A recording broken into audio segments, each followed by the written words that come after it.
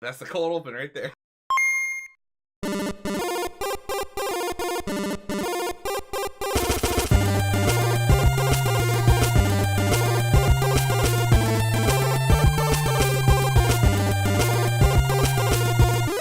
Wakanda Forever, and this is the Current Gaming Podcast. My name is Charles Blades, and I am joined today by the Switch Daddy himself, Drew Scheffler. How's it going, buddy? It's lit. Miss Clippit, Cheyenne Clark. Hello. And Paul Ryan's wife gave him a blowjob on the same day 17 kids got killed, David Morgan. What? No, I didn't like that one. I don't like that. It's not I've fucking heard funny, that. dude. It's not fucking funny. No. You expect me to just... It's Straight fucking face not that one? cool, dude. Uh, Anyway, fuck that, dude. I wasn't laughing about the kids. I know, being I shot. know. I'm mad Oh, too. it's so mad. You see fucking Matt Bevin, the governor of Kentucky, blamed on video games? Who? No, he didn't. Yeah, he did. Is this fucking Jack Thompson? Dead era fucking, again? dead ass serious. He just blamed it on video games. You guys remember Jack Thompson? Mhm. Shane, you probably don't. No, I'm He certain got- yeah. that you've told me You're about too it you're too 10 young times. for that shit. No, she's not too young. It's just I doubt you were in the fucking zeitgeist of the gaming. You've told me about all the people that wanted to take away your video games. He had. Anita Sarkeesian, Jack Thompson, they all gotta go, right, David? Am I right? They gotta That's right. Get protect 'em all our outta games. here. Hashtag make games great again. We got a good show for you this week. We're gonna be talking about all kinds of stuff, from other kind of politics stuff to Twitch rules to the biggest story of the week, which is Spyro Remaster. So apparently, early reports are talking about what the Early fuck? I don't- reports. Early Or a reports. tweet? This story is very written. It's a rumored release. The- Good job, GameSpot. The early games in the Spyro the Dragon series are in line for remaster, set to launch later this year. According to a new report, they apparently will be released exclusively for the PS4 first, and with the possibility of platforms later. Sources speaking with Kotaku, why didn't I just use them as the story, have indicated that the original Spyro trilogy, Spyro the Dragon, Ripto's Rage, known as Getaway to Glimmer in Europe and Australia, much better name. Getaway to Glimmer, very much better name. And Year of the Dragon, which is the only relevant Spyro game, are being remastered by Activision. Isn't that the GameCube one? No, it was on PS1. Oh, Yeah, I think it was. Right? what am I thinking of? Maybe GameCube games sucked. So. Year of the Dog, though. Yeah, You're the Dog. True. Yeah, Happy it Lunar was on New Year. PS1. Mm-hmm. That is. Zero changes. All are coming in the same visual improvement and same vein of Crash Bandicoot, the Insane Trilogy, and they're also all being handled by Vicarious Visions, who did the Insane Trilogy last year. Who's excited?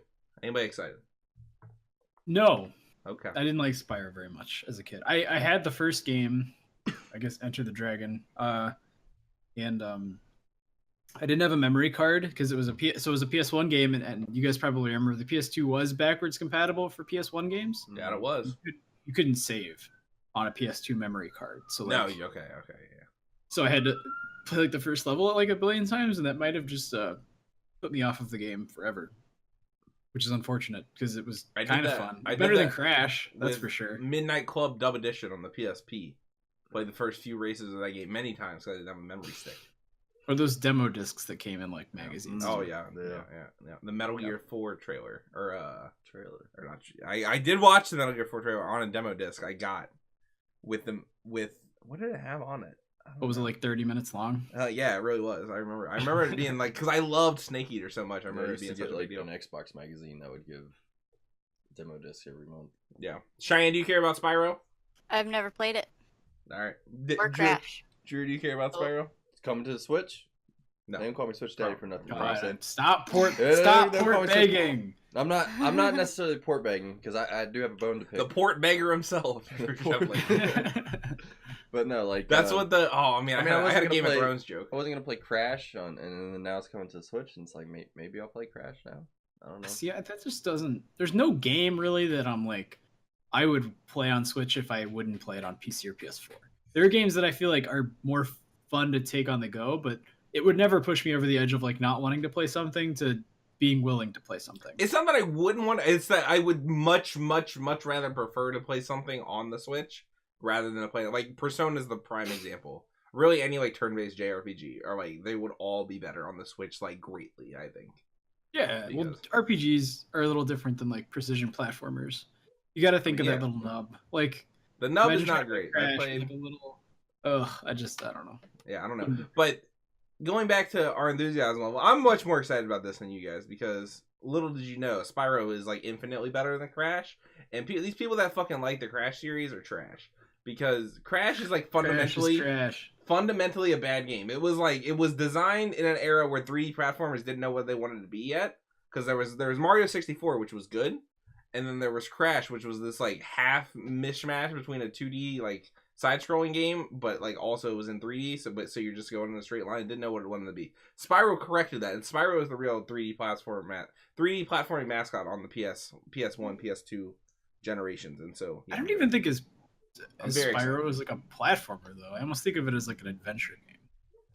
No, because you have like attacks, right? And you're fighting. Yeah, there's like attacks, but like it's like a little more open ended. I mean, it's a platformer. I guess you're right. It's a platformer the same way Ratchet and Clank's a platformer. Yeah. Okay. But I mean, they're good games. Yeah. I'll play it if it ends up being a good. It's better. I'm not saying it holds up. I don't know how it holds up. I'm just saying it's better than Crash. I know it controls well because Crash is bad, and not a lot of people had talked about that. No. Also, this game will sell not as much as Crash because Crash was much more popular. No, it's way less iconic. Yeah. But I still think it'll sell well. I think we're getting to the era where people are our age have disposable income where they want the PS1 like nostalgia. Like we're seeing all this nostalgia for the NES and the SNES, like with the whole like mini collection that Nintendo's doing. I think we're gonna get. You know, a really fucked up thing I saw today was I was on YouTube. You were on bestscore.com. Yeah, well, you did fucking link it to me. Yeah. And I was on YouTube and I saw a trailer. It was a funny video. It was just a Cars 2 without any like. There's no cars in it at all, so it's like 2 minutes of just random shots. That's funny. And I went to the comments, and somebody was like, "Man, this was my favorite movie when I was 10 back when this came out." I was like, "Wait, what?" It came out. Cars 2 came out 7 years ago. Yeah. I was like, "What the fuck?"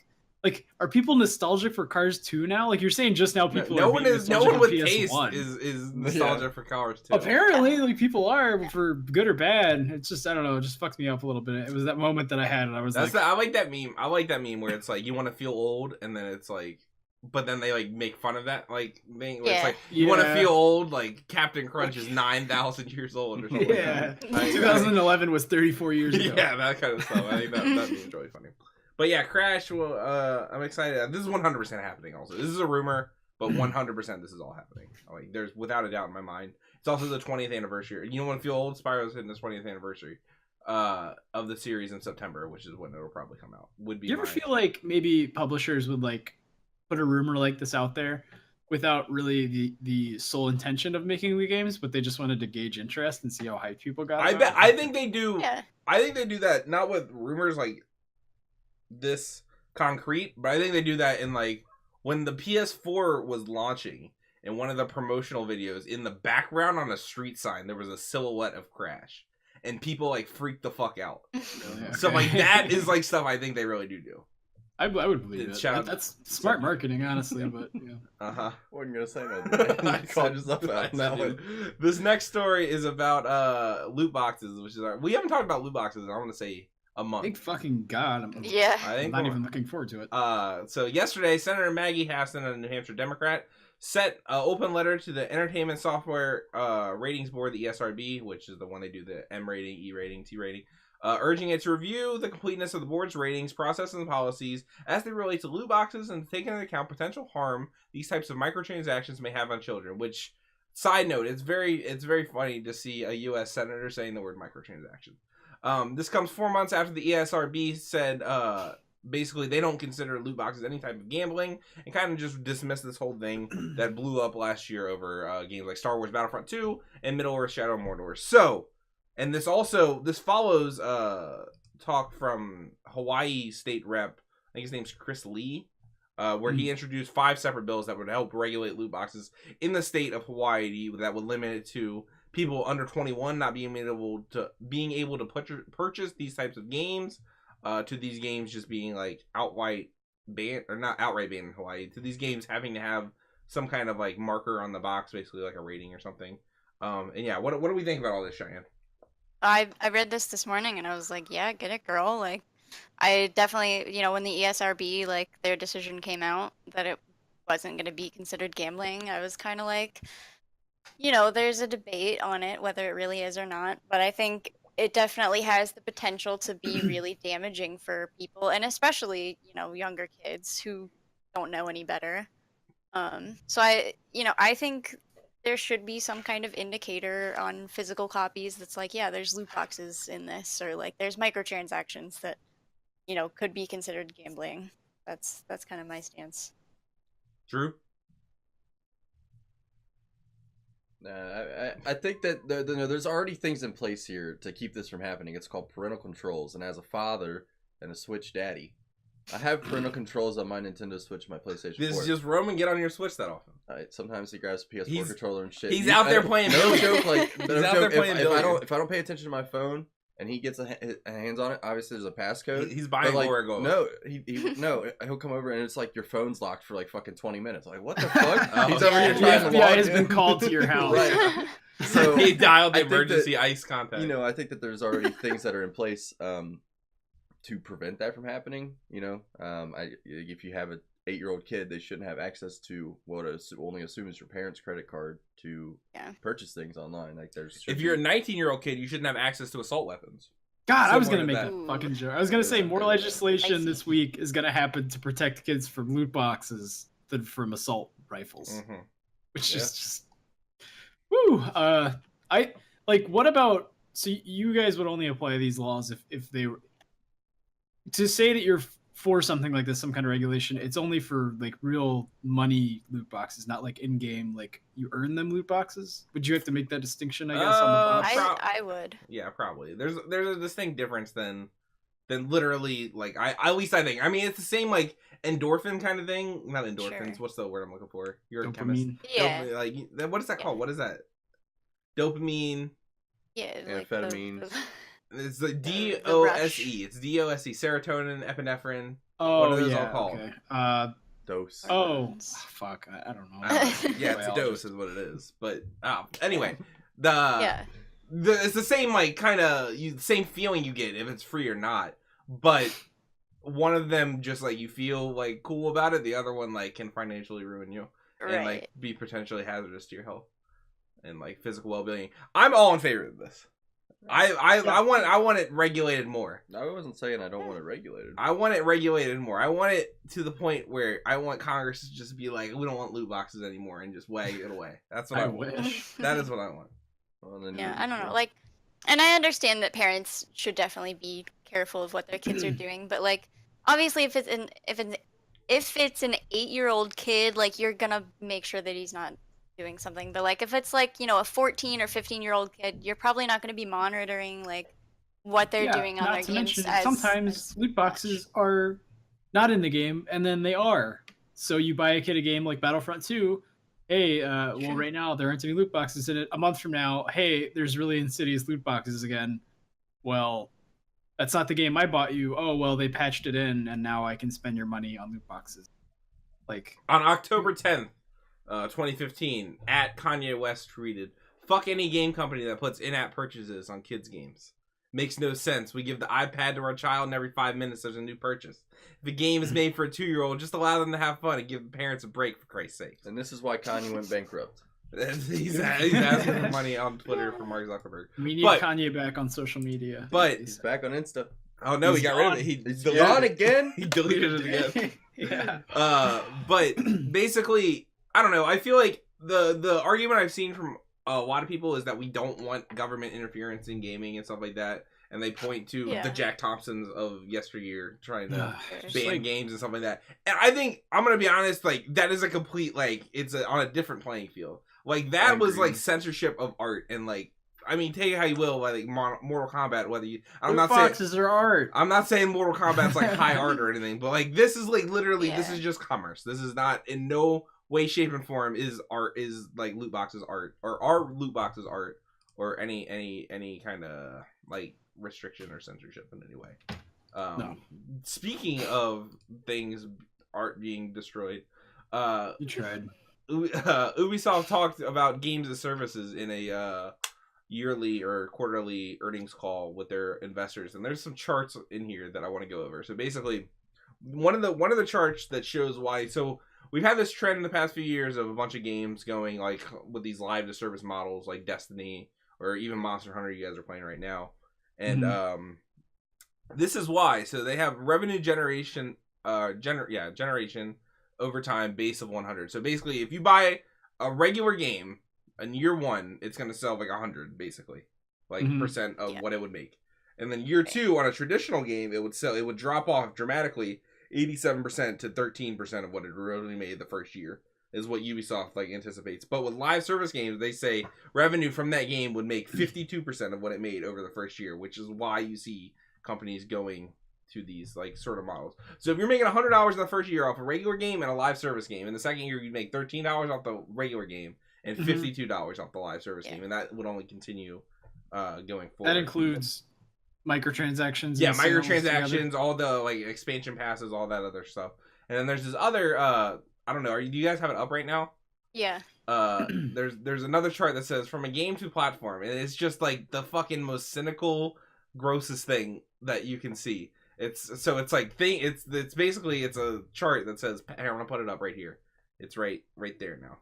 It says past to today, and then games. It's like basically how games used to work: hit driven, cyclical business, and then today it's recurring revenue business, and then it's in the past. And the grossest one, of course, is in my opinion, is in the past is developer centric, and today it's player centric, which I feel like is the antithesis of like what I enjoy about games and what I feel like. You mean like as art and as as telling a story, And now it's just make them fucking chase their tail as much as they can until they fucking give us money. I don't know. I think maybe you're making this more cynical than it needs to be, because I think that it's like of two worlds, right? So you have games like Kobe, the single player games that are coming out today, like Wolfensteins and all that stuff.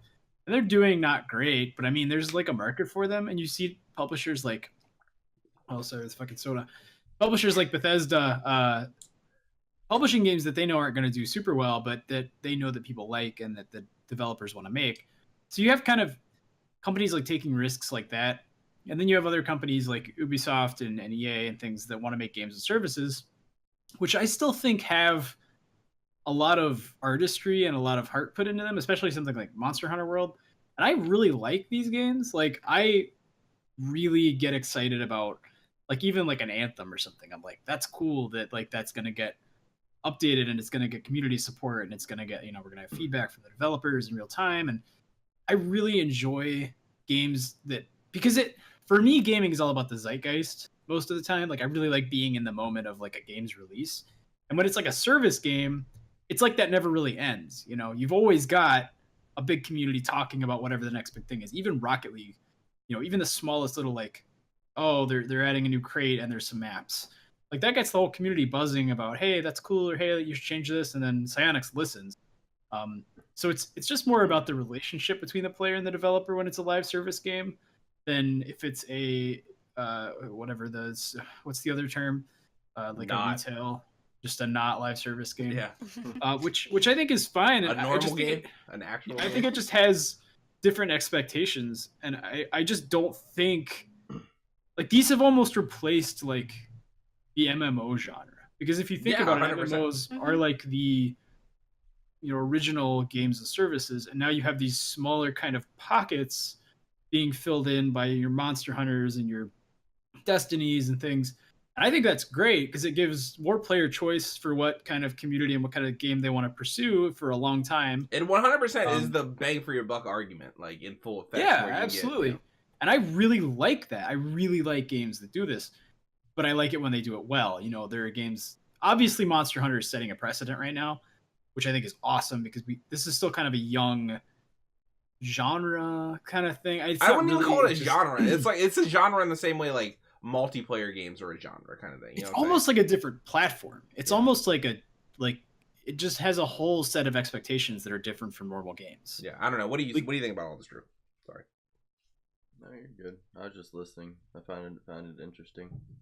I find it most interesting that what was it? You said something about the developer thing here. Let developers have their vision. Yeah. Play back the tape.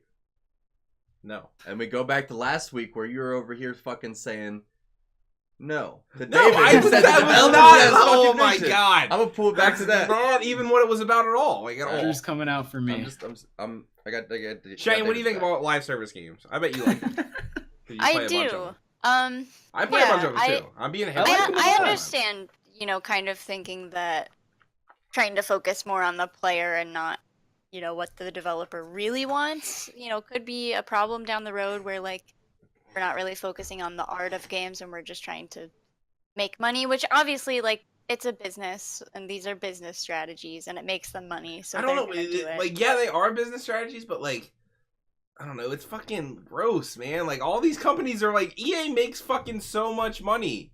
It's like, just put out a fucking game that's just a game that doesn't, like, nickel and dime. I don't know. Like, I play all these games. I have 250 hours of Fortnite. Like, that's one of these games. I mean, these games are good. That's the thing. We played so much of them are Overwatch. good. But, like, I feel like, generally, I play these games, like, because you guys are all playing them, or, like, my friends are playing them. I use them as a way to, like, hang out. That's kind of the point. Well, yeah, I mean, there's a community versus, playing with close friends, but I think the same thing happens where you want to be part of some kind of community, whether it's your close friends or, strangers on the internet. Yeah, some people like to actually talk to the people online that they don't know. Yeah. I don't like to talk to people I don't know. I don't either. I'm right there with you. I'm not trying to talk to nobody. Get the fuck out of here before I do that. I don't know. And there's no, we're gonna. We don't need all right, pause. Well, I really want you to finish your point, David. But I was just talking about how I don't like talking to people I don't know on the internet. Would have been such a good segue to the next story. But anyway. Oh, you can go for it. No. I want you to say your point, but that would have been such a good segue. I was just gonna say that we don't need every game to be like this, and I don't think we're gonna see like a plateau of these. And it's not like this isn't like a genre. This isn't like a genre, like you said. This isn't something that every developer is looking at. There has to be a critical mass, because, like, if every game is this, where in this game takes all of your time, you can't play. You can only play one game, and there's not enough people. Yeah, it makes it does make. But like going back to the Bethesda thing, it's like Bethesda isn't a publicly traded company, so like they have the luxury to be like, hey, we don't have to maximize profits as much as possible, so we can take risks on Wolfenstein or on Prey or on Dishonored. But EA has more money than Bethesda. Yeah, but Bethesda Bethesda can take risk and say, hey, we're gonna break even no matter what because we have Skyrim, or we're gonna break even no matter what because we have Fallout. So we can make these games that actually like are good. And that's what I'm saying is there will always be passion in the industry to fill in the gaps. I mean, there's one like who's like I don't feel like Nintendo. Indie games, right? Besides like all indie games, yeah. All right, but indie games aren't like the same thing, I would argue. And like Nintendo and PlayStation and Microsoft to a lesser extent all do these things because they have to sell hardware. Where like the only company I can maybe think of that's not Bethesda doing this would be Square Enix. I can't imagine that a publisher would go to a developer who wasn't planning to make a game as service and be like, you have to make it like this. It seems like these games met EA? I feel like they've done EA is the exception, right? But like Ubisoft, like I think Ubisoft is doing it right because they have a nice balance. They didn't try to make Assassin's Creed a game as service. It 100% is a game as service. They literally mention it in this earnings call as a game as service because they constantly they add weekly updates to like. That's totally. I mean, that's the same thing. Different though. That's what it is. That's just supporting your game, and that's what every game should do. I mean, can a game just be a game and then come out and that's the game? Not the fucking world we live in anymore. Like, I don't. Am I old man yelling at clouds? Maybe, but like kind of because I mean, like, if you want game coming out as game, but you also want, there's just not room for that kind of. Hang on, let me try. I think there's a difference between like bug fixes and like those kind of things versus like adding more content. Right, or, like you could play having events that happen. That's what they're having, like events, like yeah, go get the fucking Pharaoh. I agree that Assassin's Creed falls under this. Like I didn't realize it. Like it'll like I don't know exactly what it is, but it's like if enough people get the Pharaoh mask this week, then everybody gets 200 extra fucking gold or something like that. Okay. Like and that shit, like I don't know, it's like dumb. That's weird. No, I take it back. Yeah. That's a little. And it like and you having to plug, and a perfect example of that is like fucking what's the game Wildlands or whatever, where that fit all this stuff in there like. And it like Assassin's Creed, it feels very out of place because that series has been established and been around since like 2007, 8, 2007. Whereas Wildlands, like they put all that stuff in there, and it just kind of felt natural, and like no one made a big and like didn't. Sorry, goddamn. It doesn't feel that weird. So like, I don't know. It just I feel like more games are going down this road, and this is gonna be all AAA games. I don't think it's gonna be all AAA games. I don't know. That's just that's. But you're right. There's a thriving indie scene that I'm very happy about. Yeah. We'll see. This next story, which would have been great. What was I talking about? I don't like to talk to random people on the internet. So, random person on the internet invades 2 YouTube stars' home. So YouTube stars Megan Turney. Her name's Meg Turney. Yeah. I mean, her name is Megan Turney, but like, I don't know why we're using Megan as a thing.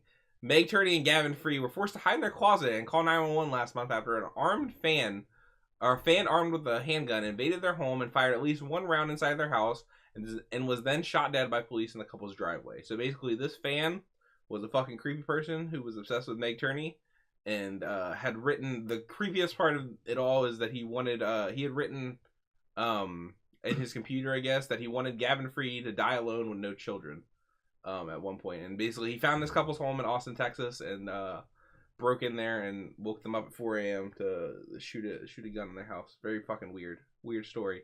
But basically, the reason I wanted to bring this, because so both these people, they both worked at Rooster Teeth for a while. Gavin Free, I'm more familiar with. I guess she worked at, what's it called? SourceFed, right? Yeah. Did she? Yeah, I think she went to SourceFed, Rooster Teeth, and now she does like cosplay. Slow-mo Gavin does the guys, slow-mo Team guys. Members. Have you ever seen those videos of like? I've seen the slow-mo guys. Like it's like, I don't know. I was gonna say He shooting. just discovered it like a month ago. Yeah. Oh my god, I watched a bunch of them. It's like shooting a gun underwater and stuff like that, which was a bad example for this story. Watching a CRT Yeah. turn off. But yeah, basically. But at like 1400 frames per second and stuff like that. And they do that kind of stuff. But with more, I would say a big thing that's happened in the gaming industry over the past few weeks has been the rise of Twitch streamers and stuff, like people like Dr. Disrespect and that one. And people giving a lot of personal information and being like very intertwined with their community online. And I feel like that kind of mentality leads to this stuff to a certain degree. I don't know. How do you guys feel about that? Well, you get started off, Drew.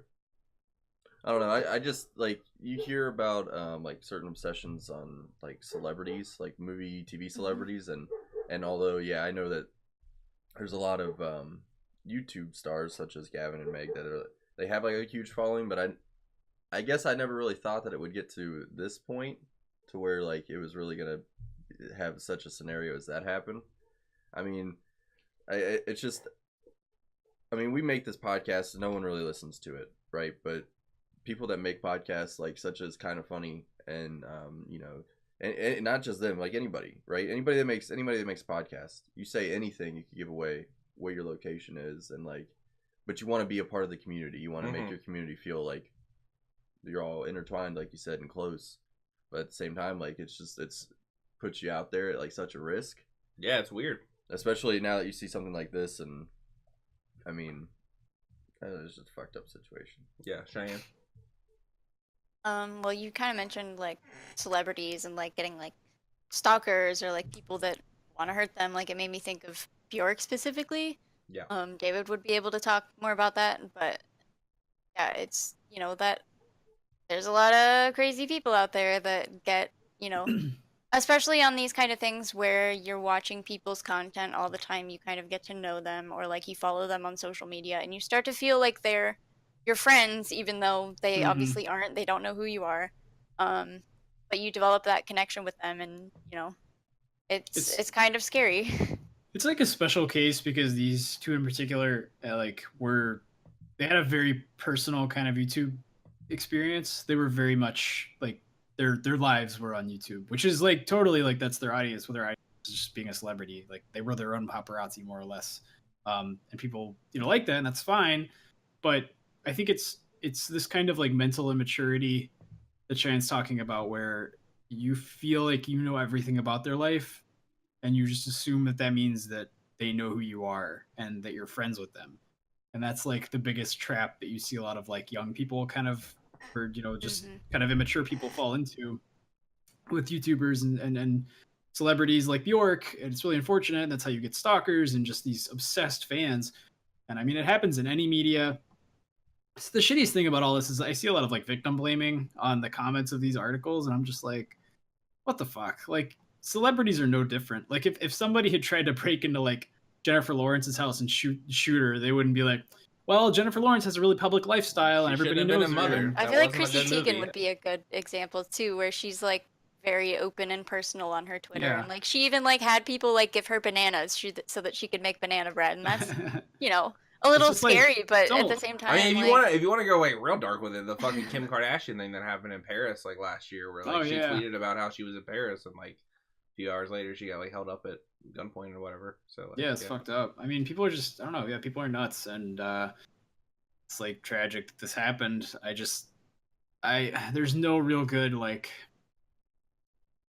There's never been like a real discourse about how the relationship works between an audience and like I just feel like big celebrity. yeah, it's so much different with the YouTube thing because like Jennifer Lawrence, like yeah, she's famous, she's in movies, but like you see Jennifer Lawrence in movies, or if you're a big hardcore Jennifer Lawrence fan, you might watch her on like an interview, or you might see her on a red carpet or something like that. Whereas like somebody like a Twitch streamer is like literally their entire content base is literally at their home for a lot of people, and like it makes it real. Yeah, it and makes it yeah. right. I don't know.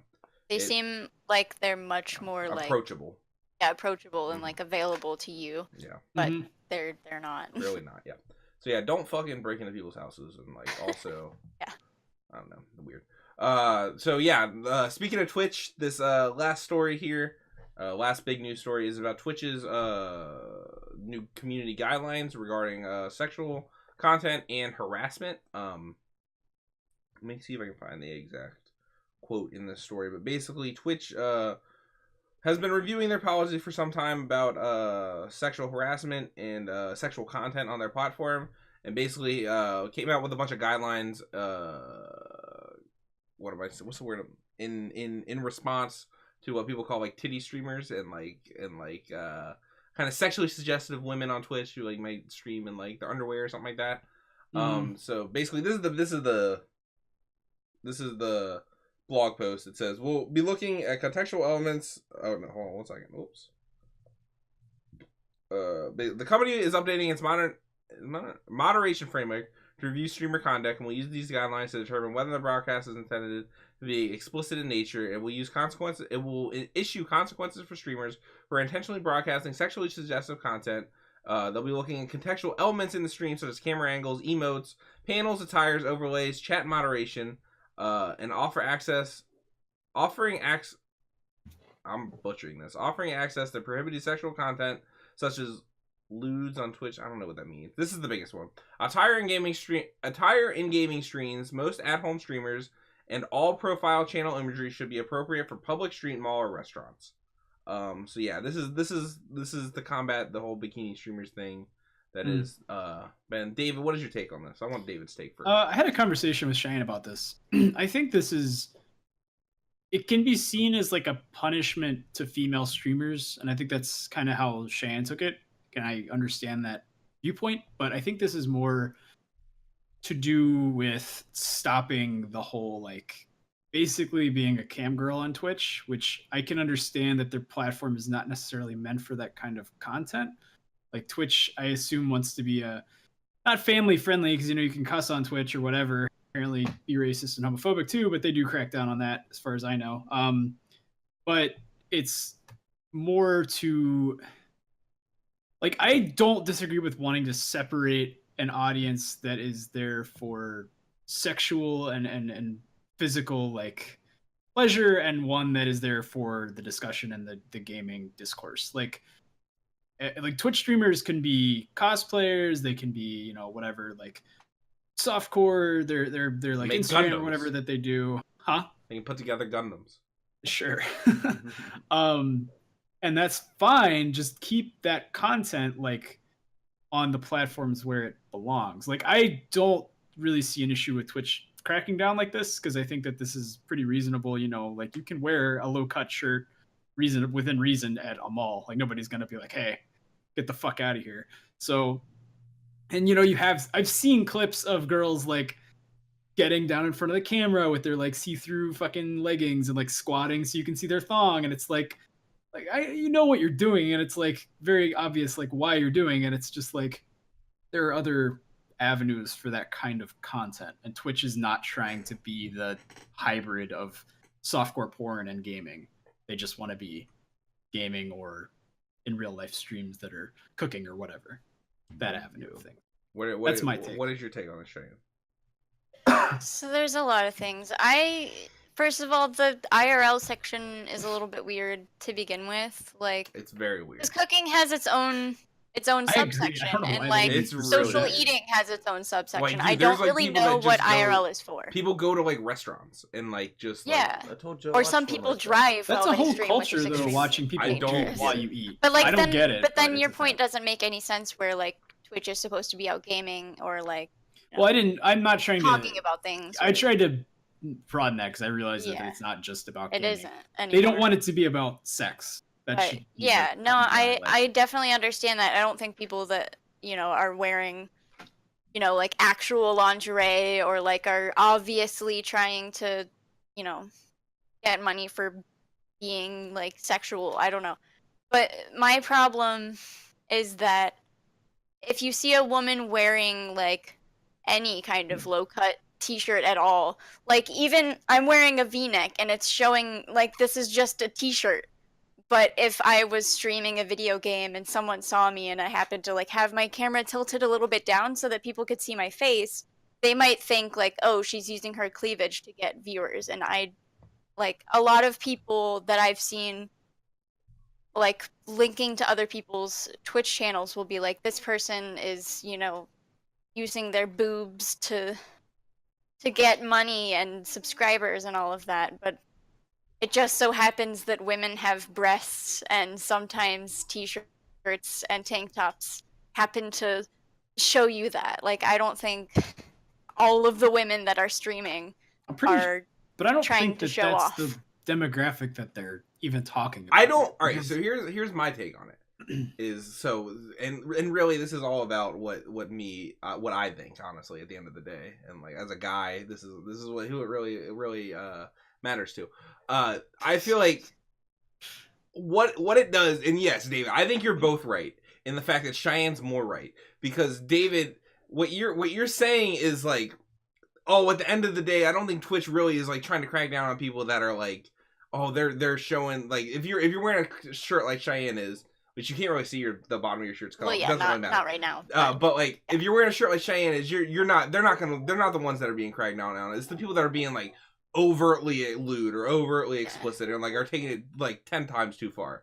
And I get that. That's probably what Twitch has in its mind. But when you put up policies like this, it allows your community to like run with that at the same time. Where like all of a sudden you have a girl that might not be doing anything that bad or might not or be doing something, and then a bunch of people are like, oh, with Twitch, this is like it's basically they're like inviting that streamer. they're inviting that kind of like behavior and like thought process to go through people's like their audience's minds, in my opinion.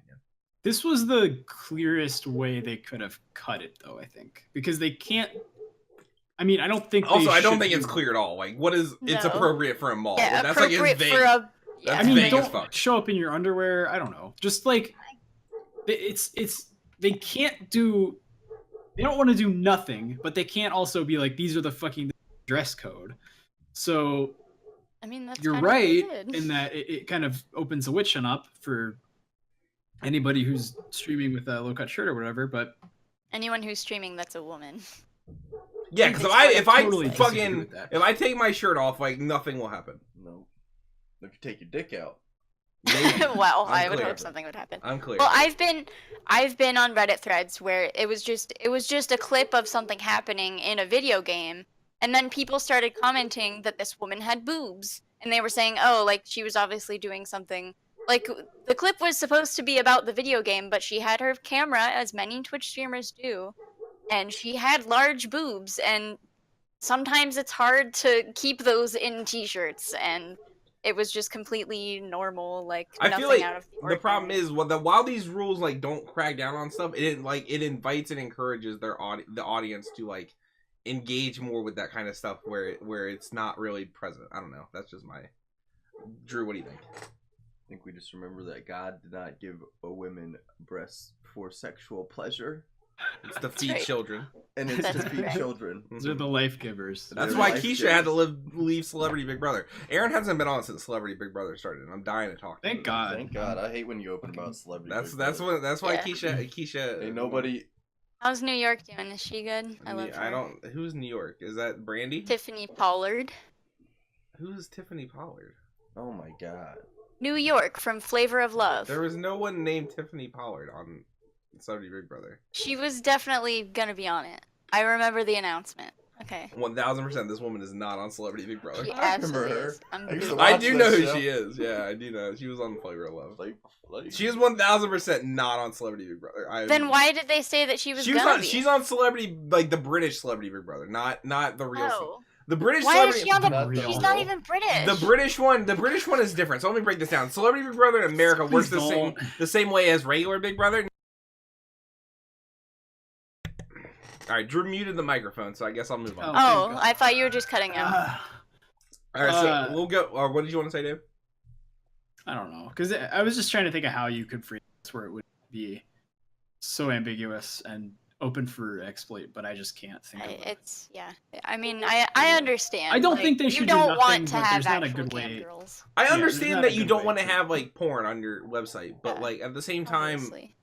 like I don't know, just these rules in particular, I feel like encourage more people to like slut shame women that aren't. They're doing very anything wrong. ambiguous, and I- they're like camera angles, attire, and overlays, and like anything that you have on your channel that even alludes to. Like sex. know, Not like- to mention, if I was a guy that had like a 69 subscriber meter right here, Right. like no one would care. Yeah, But if I'm a girl like that, now it's just being that provocative. could be scrutinized. Like I don't which know. Like it's, They already were being, so I don't know. I don't know. But now on to quick hits. Hangar 13, the developer of Mafia 3, having a bunch of having a round of massive layoffs from Take Two Interactive, which is the publisher who did all that stuff. A bunch of people getting laid off. Guess that game didn't do too well. Drew played it. I did. All right, good story. Should have made a better game. Sorry, guys. The main story missions were good, and as far as being historically accurate, I think they did a good job. Just all the stuff in between had no meat on it. So That it really fucking sucked. dog is like, What I dog? can't. So I can't. distracting. What dog? I can't, man. god It's 'cause his damn, neighbors- dude. It's my neighbor is just a terrible dog owner. He just leaves his dog out at all times. And it's terrible. Yeah. So this next story, PUBG hit its 30 million sales milestone, but apparently concurrents on PC are down. So basically, reached 30 million, but active players have fallen off dramatically. Not dramatically, I wouldn't. That's a little embellishment on my part. But since January, where it was up to 3 million at one point, and then it's dropped down to around like 2.5. I mean, That's- which that's pretty That's a lot, dramatic. yeah. I guess, but like, that's still like 500,000. 2.5 million people is like absurd. Like Like 20% of your that's players. still a lot. yeah. But yeah. So apparently a lot of this has to do with cheaters. And Oh, Cheaters in Fortnite. yeah. You know what I'm saying? Fiat Fortnite, yeah. That's what I'm talking about. Dude. Yeah. Been playing so fucking good in Fortnite recently, man. I'm gonna mute you again. Just so good. Oh my god, I've been playing so good. This next story is about, and this is another rumor, but this rumor is a lot less, I would say, concrete than the Spyro thing. Also, no one cares about Turok, but apparently, the Turok remaster Turok's is in the works. Drew or David, you're a big fan of Turok? I like classic, late 90s shooters. I've never played Turok. I'm actually gonna go add that to my wish list. It's I've heard good things. If they do remaster it, I hope that it's graphical, because I like the feeling of what the fuck is graphical The mean? dog. Oh. like a graphical I remaster. know, as but I opposed know to, what like, you a meant, but mechanical it just remaster. sounded weird. You're like, yeah, I really. Sorry, I was I kind of hope- like in the middle of trying to hold back a burp. So I hope was the remaster's graphical in nature. You know what I'm saying? Graphical. Graphical. graphical. Like, it's Oh, fucking it's like- already on my wish list. This TI calculator is really graphical. But no, that's Oh, cool. dude, I got it I too. hope we get some more shooter, like classic shooter love, other than just fucking shitty arena shooter multiplayer Unreal Champions bullshit. Because those games aren't fun. Dude, whatever happened to that Quake Champions game? Yeah, Quake Champions. It fell off because fucking it's not fun. Yeah, Like, every game can't be games of service. Kingdom Hearts got a trailer. I don't know. What do you guys think, Cheyenne? What? Kingdom Hearts got a trailer. What do you think? I didn't know that. All right, well, Drew. Revealed Monsters, Inc. World. They showed gameplay from Tangled, And it got. and CJ thinks it looks bad. I think it looks bad. Really? That's Yeah. surprising. I think it looks like I think it bad. looks fine for a Kingdom Hearts game. It obviously looks better than what they put out. 12 years Yeah, ago? it came out on PS2, but like I don't know. I think that it's gonna be fine. Like Everybody regardless. talks about the Pixar movie effect thing, like Ratchet and Clank, and like they literally have Pixar movie characters in this that look nowhere near good as Ratchet and Clank. But see, I've heard the complete opposite from people. Dude, it looks But bad. they don't look as good as like current day Pixar movies. But they're not using like those realistic looking current Pixar movies. Like, they're I don't know, using Toy just- Story and like. Have you guys seen this trailer? It's from I the D- honestly did not know it's that was. from, David, did you see it? D23. I saw it. Yeah, I saw it. What do you think? I think the character models were a little shitty, but the action stuff was cool. So like whatever. And I thought it looked really framey, like the action. Like I don't think it like I know Oh, it's not a I didn't- finished build, but like I don't know. It just I don't know. I think there's just a lot going on. It wasn't. We'll see. It wasn't for me. This story here from IGM, Capcom's president basically said the Monster Hunter. Somebody asked him Monster Hunter Switch. What's the deal with that? And he was like, it'd be pretty hard to do. He said, yeah, it'd be difficult. This is a bummer for you, David. I know you probably wouldn't switch to Switch. That was dumb. Wouldn't move to Switch. to No, play I it. don't fucking care because I don't port big on Switch. It's perfect how it is, and the PC release will be great. And the Switch is too. Are you gonna play it on PC? Probably not. This is a But- larger content or question that we should talk about, which is double dipping in general in games. So I double dip all the time, but not for something that I've sung. Yeah. Like, there's no chance. I think the biggest thing that everybody's just this article specifically. I've heard all week about it. Is like Monster Hunter not coming to Switch. I don't think. Like, there's no a- shit. No shit. There's never a chance that Monster What Hunter did World anyone is going to be coming expect? to Yeah. the Switch. I think people that want Right. Monster Hunter on the Switch are wanting Double Cross or whatever, right? A localization of Double Cross coming in tandem with the PC release of World would be really smart because the people who They Really get want their a they get Switch their game? they get their Monster Hunter fix there. they Yeah, get but, both. like- Like but- that'd be I'd fucking buy it. Yeah, but Hell yeah. nobody that's into Monster Hunter World is going to even. I mean, realistically, none of them should be wanting it on the Switch. I don't even want it on the Switch, and I want No, I everything on don't. the It would be a Switch. fucking shit show unless it was like such a graphical downgrade that it was like charming.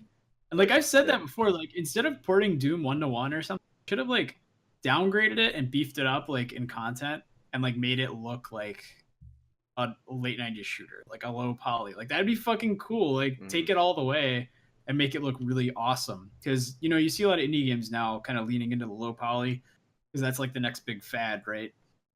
Pixel art's kind of everyone does it because it's great and it's it's not easy, but it's cheaper than trying to draw sprites. So low poly is kind of like the next thing. I want to see demix like for Switch or for other platforms where it couldn't run as well. Yeah. I think that's a good idea, Yeah. but it won't do that. Dude, speaking of like, it's not like really a demake; it's just lowering settings.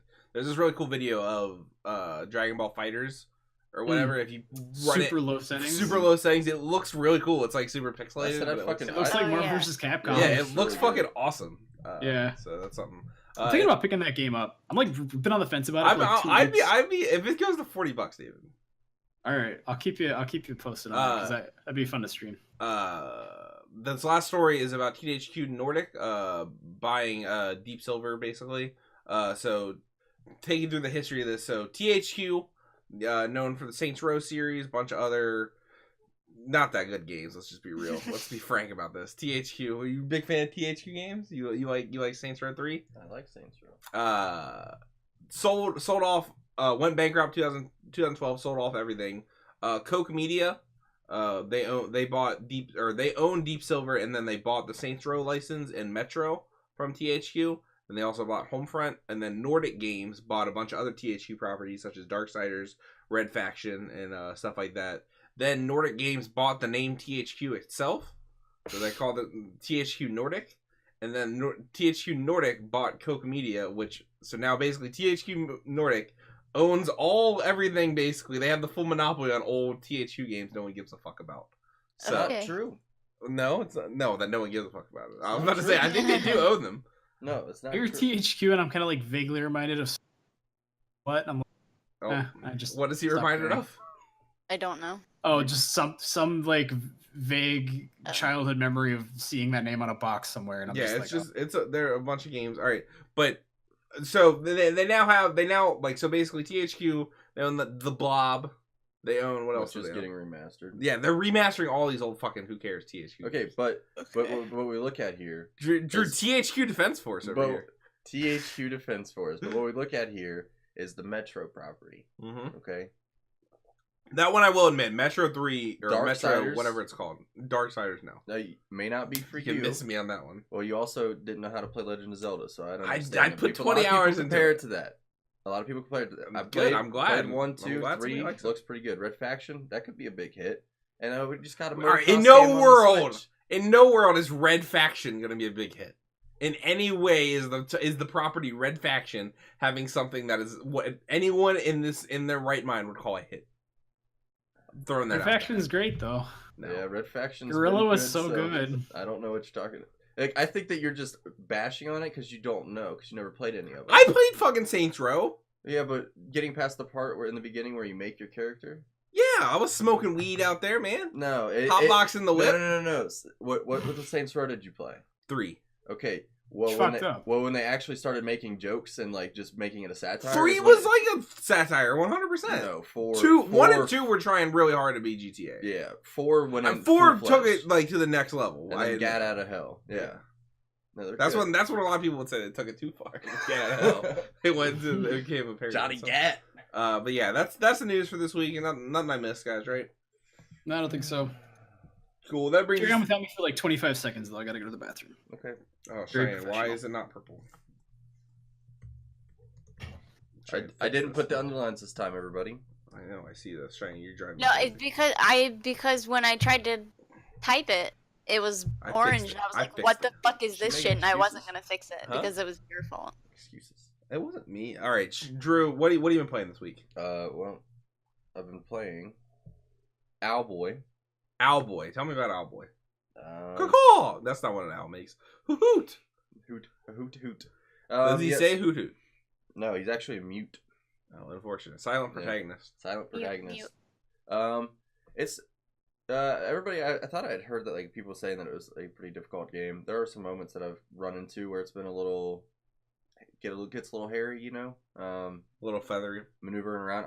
I thought that when I saw it, like I was gonna already buy it just to support the developer, and like I thought the art style was really well D-pad done. games, right? That's what it's called. D-pads, yeah. Studios. I think it might be Studios, but and I saw like the gameplay mechanics. Like, oh man, I don't know, like having to carry a motherfucker around the whole time could be like tedious and annoying, but they do it really well, and like switching in between characters and like the different abilities. I think there's 3 of them.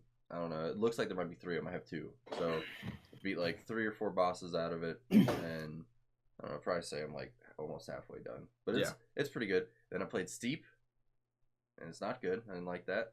And then Fortnite.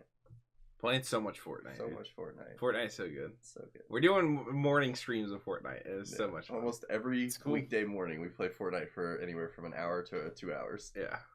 It's oh god, I love Fortnite. Best so buds, much. best Fortnite buds. Dude, I'm playing so well recently. Scotty Ferrari and Oh my Usain God. Bolt. Dude, I can't. I know I'm talking about it a lot, but I've been playing so well. And he was playing really well this morning, except he would always, his controller would die. Dude, my controller died like in the middle of Drew getting killed. It was pretty funny. Yeah, I was like, all right, we're gonna raid this house. I'm gonna lead, and then I led, and I got down. Then he's like, my controller died. I was like, yeah, I came back like 5 minutes later, like, oh, I'm And back. then I watched him go all the way to the top 5, and his controller didn't die anymore. Yeah, It was no, it real didn't. weird. It was. I had the best move I've ever had, where Oh, yeah. a guy snuck up on me, started pounding me. He just pounded me from behind. And don't ban me, Twitch. And so I built up some walls, got some cover, and I had like 30 health left. I looked at Drew. Or were you even talking to me at this point? You were gone. I was gone. You were gone, so I was just saying into the void. I was just like, all right, let's fucking try to pull this off. Built a little platform, did a jump padded in behind him, and he was like approaching the thing. And I just came up behind him, fucking took him out, and it was one of my best moments. I don't know how this guy was playing because he was playing very. You can definitely hear you him could jump. hear pad. someone jump pad, like using a jump pad and coming down, and he just like stayed behind this tree like waiting for CJ to come out. Yeah, So, but I've had so much fun the past like week in this game. mm. Just playing good about it. That's awesome. David, what have you been playing? I played Bayonetta 1 and 2 for review on Switch. Does she have a ports are- sword? I don't really know what she uses. No, She she can, can. but not. Mostly just guns. Yeah. Those games are incredible. The ports are really good. I kind of was like really sour on the first one during my playthrough though, because like there's some real fucking bullshit in that game. How long is that game? It's like 9 hours, 9 to 11 hours. Okay. With very high replayability, I'd say, if you're interested in that. But second one's about the same, I'd say. But like insta-death QTEs, like if you don't hit it, you just fucking die.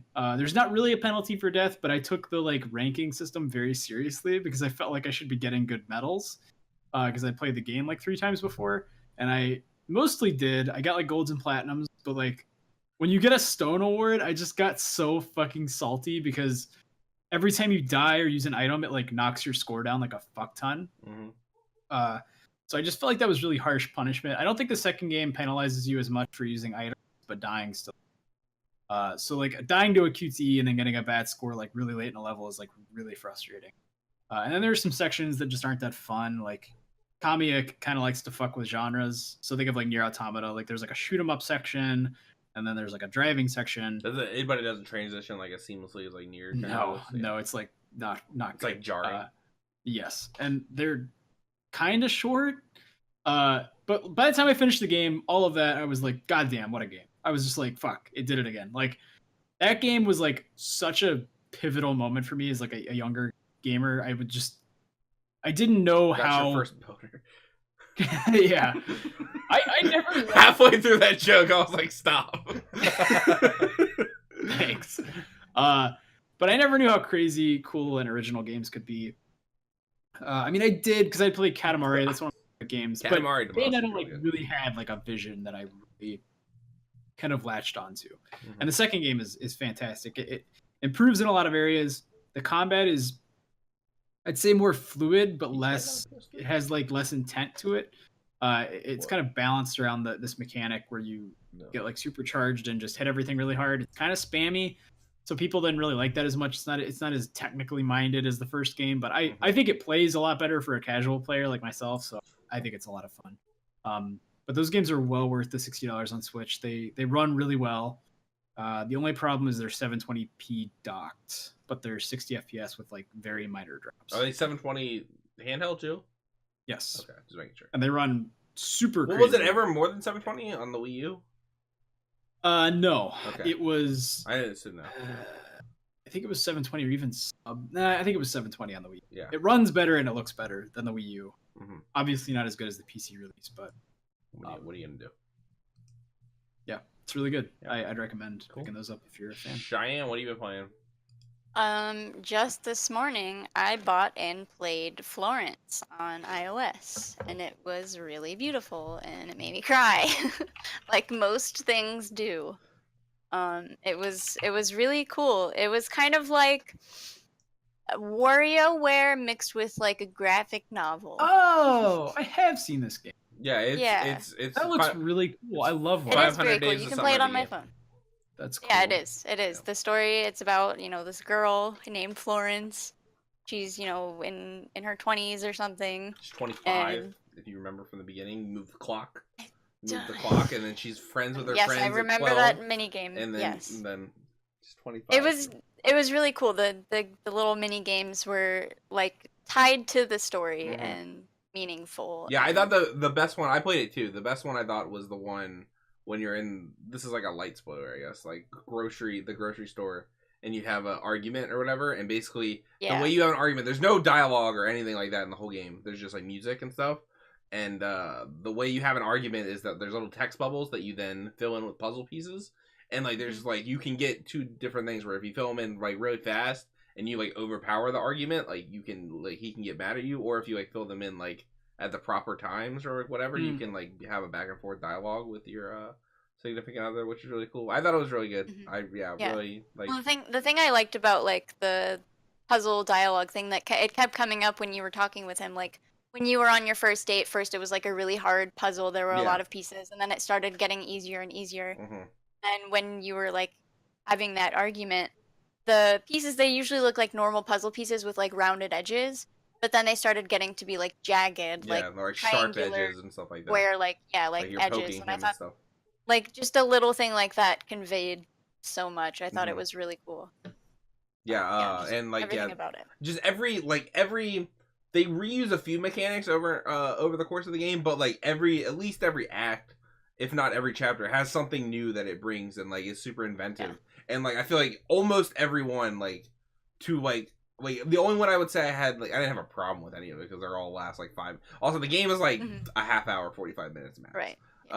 So like the only one is like when you're picking like which things to like pack up when he moves in or whatever. But really, I thought that was I wasn't like in love with that one, but that one was fine. Like but it makes sense in the story because yeah. like at first you're making room for him to move in, and then it comes back later. But I feel like everyone like sticks the landing so much and is executed so well, and like each one, like whether it's like when you're like painting and like you paint like a scenario where he's unhappy and then you paint on him and he becomes happy, but then that gets flipped on its head at the end of the game. And it's just like, I don't know, it's all like, it all is executed super well, and I highly recommend everybody. Yeah, it's 500 Days of Summer is like what I like thought about the whole time. It's like like just basically the course of a relationship.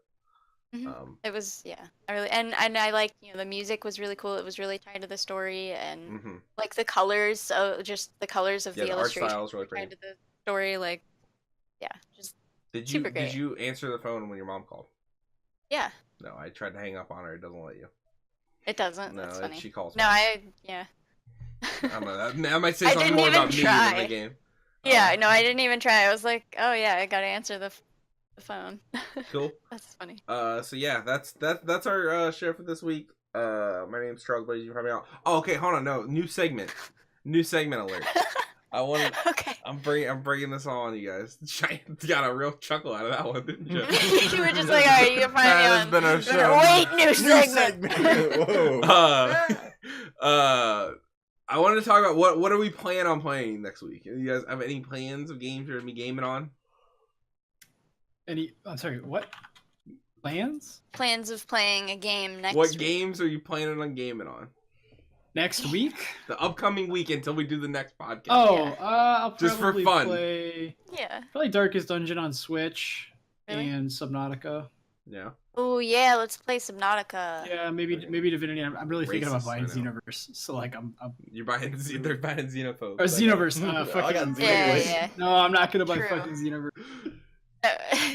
Yeah. Cheyenne, you playing, or you said Subnautica, anything else? Subnautica would be cool. Probably some Monster Hunter. Not planning on playing anything really new at the moment. Drew. Oh yeah, sure. You're doing this podcast with us. All right, so I know why I was just chilling.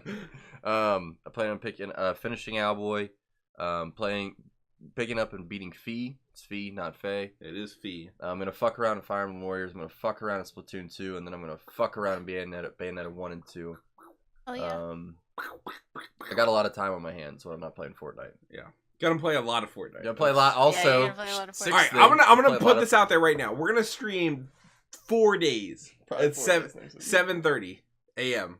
Goddamn. Eastern Standard Time. We'll be streaming Fortnite Battle Royale mode. I really want to get around to playing Shadow of the Colossus. So Oh yeah, hopefully. I'm gonna hold off on that. Do you have a physical? I do, but I'm gonna let Drew borrow it after I'm done. You guys should both beat it before next weekend, so I can fucking. It's not gonna happen. Also, you can borrow it before I do. But what was I supposed to trade you? Dark Souls. Dark Souls on the Switch. When does that come out? That's May, right? Yeah. That's a while away. Yeah, so I don't know why you made that deal with me, but I'll take Yeah, I it. don't know. But yeah, so what were we talking about? Oh, Shadow of the Colossus. Yeah, I'm gonna get around to playing that. But yeah, that's it. What are you looking at? Your list of games that you still have. I have Red Strings Club on there. Sexy Brutal. Let me know how that is. I want to play that. So yeah, be maybe real good. Yeah, that's the word. Mhm. Anyway, my name's Charles. Charles Boyd. You can find me on Twitter at Charles Tilla. Drew, where can everybody find you? Find me on Twitter at Triple Pops. Yep. Cheyenne I'm on Twitter at Poop Flowers. and David Morgan. My guy Dave on Twitter. Cool. Follow me or don't. No, follow me. You don't have a It's your choice. Yeah, that's been our show, episode 41, and peace.